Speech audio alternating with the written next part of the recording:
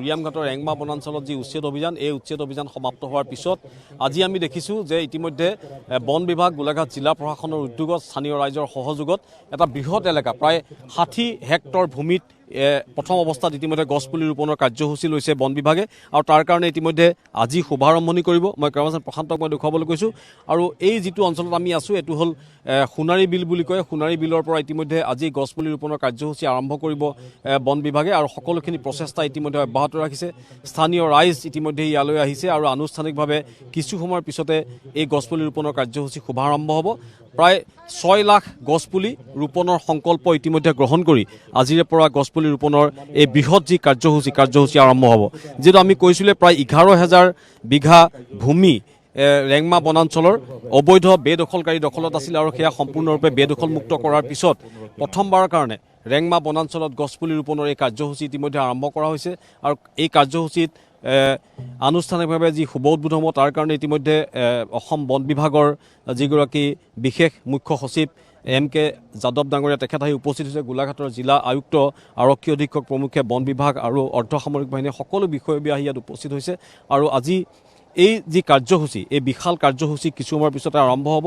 সম্পূৰ্ণ আনুষ্ঠানিকতাৰ কাৰ্যসূচী আৰম্ভ কৰিবৰ কাৰণে আগবাঢ়িছে আমাৰ বিশেষ মুখ্য সচিব আছে। আমি তেখেতৰ ওচৰলৈ আহিছোঁ। এটা খুব ভাল পদক্ষেপ ইতিমধ্যে আৰম্ভ হৈছে ৰেংমা বনাঞ্চলত গছপুলি ৰোপণ বা দীঘলীয়া সময় বিৰতিৰ পিছত য'ত 11,000 বিঘা ভূমি ইয়াত বেদখলীকৃত হৈ আছিল আৰু সেয়া উচ্ছেদ কৰা হৈছে।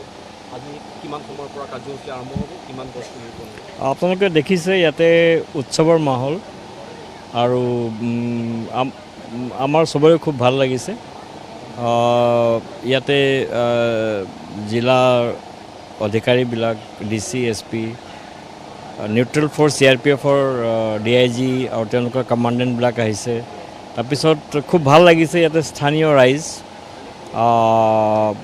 আহিছে বহু সংখ্যক আৰু আজি আমি এটা প্লট ইয়াতে আমি উৰিয়াম গছপুলি এইখিনি প্লটত প্ৰায় 15,000 উৰিয়াম গছপুলি দি আমি এই অনুষ্ঠানৰ আৰম্ভণি কৰিব খুজিছোঁ।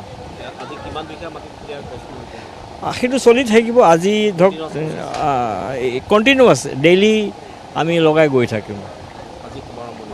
আজি শুভাৰম্ভণি এইটো ছেপ্টেম্বৰ মাহৰ 23 তাৰিখলৈকে আমি চলাই থাকিম।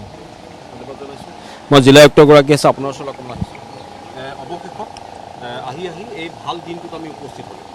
আজি এটা ভাল আনন্দৰ দিন। প্ৰায় 11,000 মাটি মুকলিৰ পাছত আজি বন বিভাগে মাননীয় মুখ্যমন্ত্ৰী মহোদয়ৰ নেতৃত্বত আৰু নিৰ্দেশত আজি বৃক্ষৰোপণ আৰম্ভ কৰিছে। আজি শুভাৰম্ভী হ'ব। আমি আশা কৰিছোঁ খুব সোনকালে ৰেংমা বনাঞ্চলখন সেউজীয়া আৱৰণে ভৰ্তি হৈ যাব। ধন্যবাদ।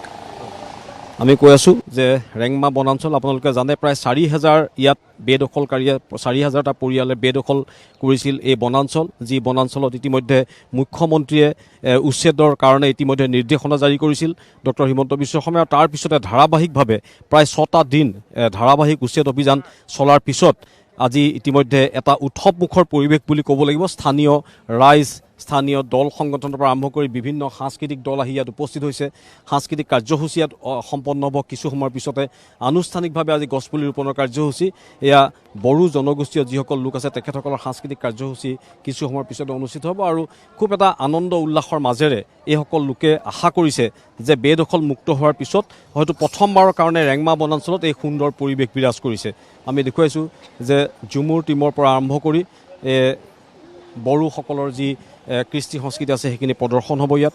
এই অঞ্চলটোত আমি যোন সোণাৰী বিল এলেকাত আছোঁ তাত ইতিমধ্যে এটা জনগোষ্ঠীয় লোকেৰে পৰিপূৰ্ণ হৈ আছে বিভিন্ন প্ৰান্তত আৰু তাৰ পৰা ইতিমধ্যে এইসকল লোকে আজি এই আনুষ্ঠানিক অনুষ্ঠানটোত উপভোগ কৰিবৰ কাৰণে ইয়াত উপস্থিত হৈছে। আমি কৈছোঁ পুনৰ যে এই যি গছপুলি ৰোপণৰ কাৰ্যসূচী আজিৰে পৰা আৰম্ভ হৈ 23 ছেপ্টেম্বৰলৈকে চলি থাকিব এই বৰ্ষটোত আৰু পুনৰ অহা বৰ্ষত গছপুলি ৰোপণৰ কাৰ্যসূচী পুনৰ আৰম্ভ হ'ব আৰু ৰেংমা বনাঞ্চলৰ পূৰ্বৰ যিটো সুন্দৰ এক সেউজীয়া পৰিৱেশ সেই পৰিৱেশ পুনৰ ঘূৰি আহিব। সেই কথা ইতিমধ্যে গোলাঘাটৰ আয়ুক্তগৰাকীয়ে হওক বা বিশেষ মুখ্য সচিবগৰাকীয়ে হওক বন বিভাগৰ তেখেতসকলে ইতিমধ্যে সেই কথা জনাইছে।